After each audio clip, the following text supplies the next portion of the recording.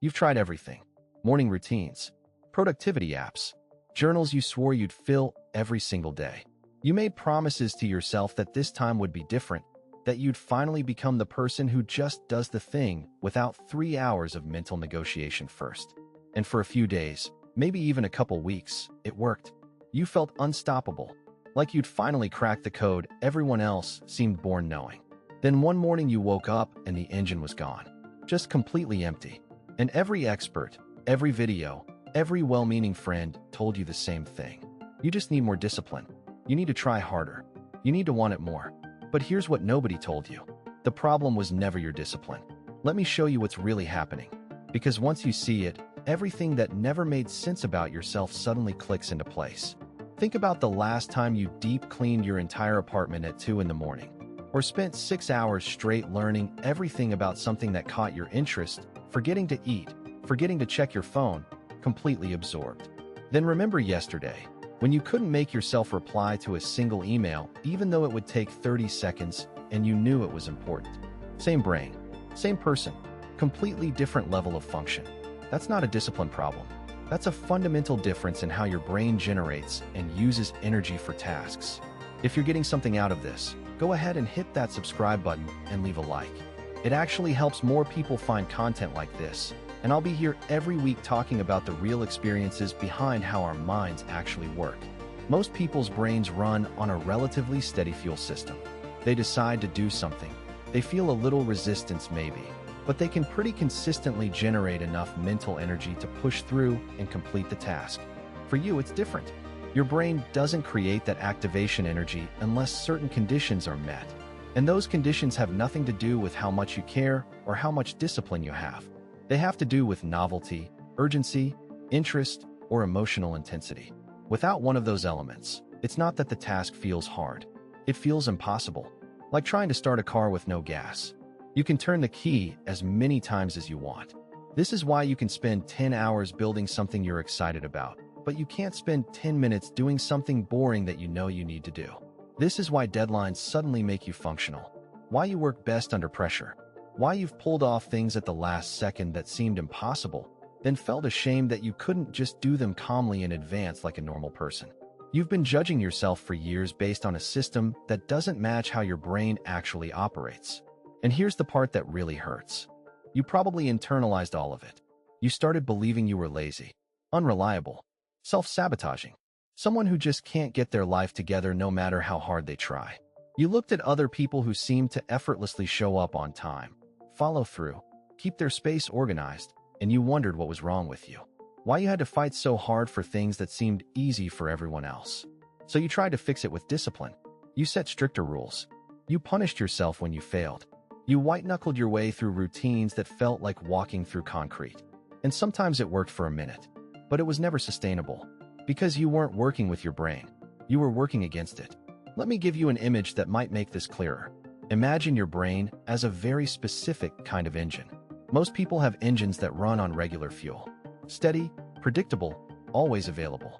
Your engine runs on rocket fuel. When you have it, you can do things other people can't even imagine. You can hyper-focus for hours. You can see connections nobody else sees. You can solve problems in ways that seem like magic. But rocket fuel doesn't just sit in the tank waiting. It has to be created in the moment, and it only gets created under specific conditions. No amount of discipline creates rocket fuel. It's just not how the chemistry works. So what happens when you try to force discipline? You start running on fumes. You push yourself through tasks using pure willpower, which is the most expensive energy your brain has. And willpower is a limited resource for everyone.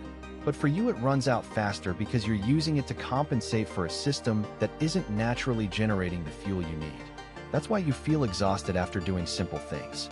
That's why a day of boring tasks leaves you more drained than a day of hard work on something you care about. You've been trying to run a rocket engine on willpower, and it's burning you out. And here's where it gets even more complicated. Because you've probably noticed that stress actually makes you functional sometimes. A crisis hits, and suddenly you're the calmest person in the room.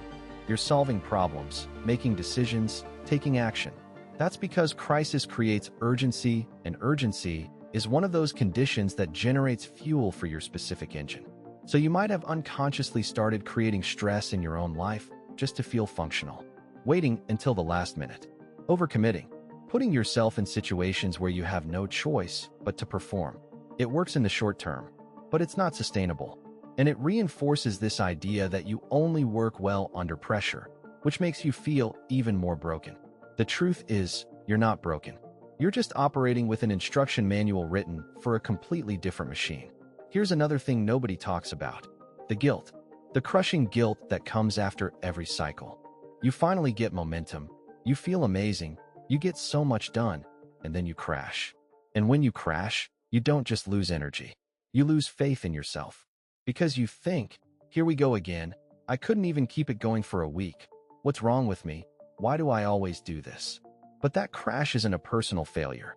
It's what happens when you've been running on artificial urgency and stress instead of sustainable systems that actually match how your brain works. Let's talk about what traditional discipline advice gets wrong. It tells you to build habits through repetition. Do something every day for 30 days and it becomes automatic. Except for you. Repetition without interest is torture. It doesn't build habits. It builds resentment. You start dreading the thing you're supposed to be doing, which makes it even harder to generate the mental energy to start. The advice tells you to remove distractions and focus. But your brain doesn't experience distraction the way other people do. For you, everything is either the most interesting thing in the world or completely invisible. Trying to force focus on something that isn't generating interest is like trying to force yourself to be hungry when you're not. You can't discipline your way into it. The advice tells you to break big tasks into small steps. And sure, that helps sometimes, but it misses the fundamental issue, which is that the size of the task isn't the problem. The activation energy required to start is the problem. You can break a task into 100 tiny steps and still not be able to start step 1. Because the issue isn't complexity. It's that your brain hasn't been given a reason to care yet. So what do you do instead? You stop trying to become someone you're not. You stop measuring yourself against a standard that was never designed for how you actually function. And you start building systems that work with your brain instead of against it. That means learning what actually generates fuel for you. Maybe it's novelty, so you rotate tasks instead of repeating them. Maybe it's urgency, so you create external deadlines that feel real. Maybe it's social accountability, so you work alongside someone or report progress to someone you don't want to let down. Maybe it's visible progress, so you track things in a way that shows you movement even when it feels like nothing's happening. Maybe it's immediate reward, so you pair boring tasks with something your brain actually wants. The point isn't to find one universal solution. The point is to stop blaming yourself for not fitting into a system that doesn't fit you, and to start noticing what actually works instead of what you think should work. Here's what I want you to understand. Every time you pushed through something using pure discipline and it felt like dragging yourself through glass, you weren't being weak. You were doing something incredibly hard. You were operating without the fuel your brain needed, and you still showed up. That's not lack of discipline. That's an enormous amount of strength. You've just been using that strength in the least efficient way possible. And every time you disappeared into something for hours and felt guilty afterward because you should have been doing something else, you weren't wasting time. You were experiencing what your brain is actually capable of when the conditions are right. That's your baseline. That's what's possible when you're not fighting yourself. The reason discipline never worked isn't because you're not trying hard enough. It's because discipline is a tool designed for a specific kind of brain, and if that's not your brain, the tool doesn't fit. You can't force a screwdriver to work like a hammer just because someone told you hammers are better. You need to use the tools that match what you're actually working with. You've spent so much time trying to fix yourself, trying to become more consistent, more organized, more like the people who make it look easy. And in the process, you've overlooked everything you already are. The person who can solve impossible problems when they're interesting, who sees patterns other people miss, who feels things deeply and cares intensely and brings a kind of energy to the world that doesn't exist anywhere else. That person doesn't need more discipline. That person needs systems that actually support how their brain generates energy and attention. This isn't about lowering your standards or giving up on growth. It's about redirecting your effort toward things that actually work. Stop trying to be someone else's version of functional and start building your own. Because when you do, you'll realize you were never the problem. The system was. And you don't fix yourself by fitting into a broken system. You fix the system by building one that actually fits you. You're not lazy. You're not broken.